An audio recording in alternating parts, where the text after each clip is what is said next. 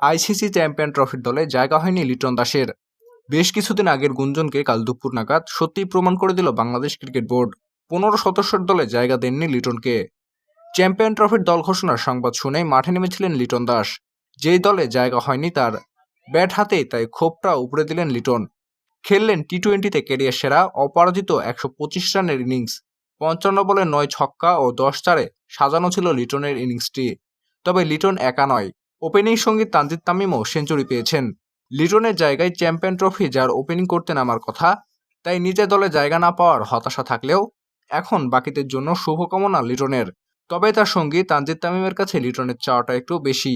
বিপিএলে রেকর্ড গড়া জুটির পথে সেঞ্চুরি হাঁকানো তানজিদ তামিমের এমন ইনিংস চ্যাম্পিয়ন ট্রফিতেও দেখতে চান লিটন। বিপিএলে গতকাল 64 বলে 108 রান করেন তানজিদ। এই নিয়ে টানা দুটি বিপিএলে শতকের স্বাদ পেলেন তরুণ ওপেনার।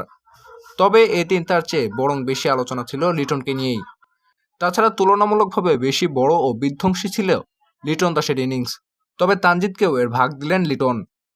তানজিদের সঙ্গে জুটি নিয়ে লিটন বলেন, যখন কেউ সেঞ্চুরি করে, বড় ইনিংস খেলে, তার সাথে জুটিতে সঙ্গীর ভূমিকাটাও গুরুত্বপূর্ণ।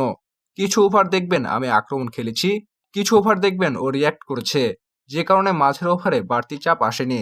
সহজেই কয়েকটা ওভার সিঙ্গেল খেলতে পেরেছি। আমার মনে হয় দুজনেই আমরা ভালো ব্যাটিং করেছি, দুজনেই দাপুটে ইনিংস খেলেছি। চ্যাম্পিয়ন ট্রফি নিয়ে নিজের প্রত্যাশা নিয়ে লিটন বললেন, চ্যাম্পিয়ন ট্রফিতে সুযোগ পাওয়া তামিমকে অভিনন্দন।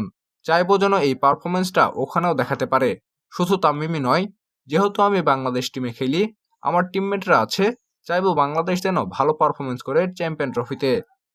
বাংলা নিউজ লাইভ, রিফাত সরকার।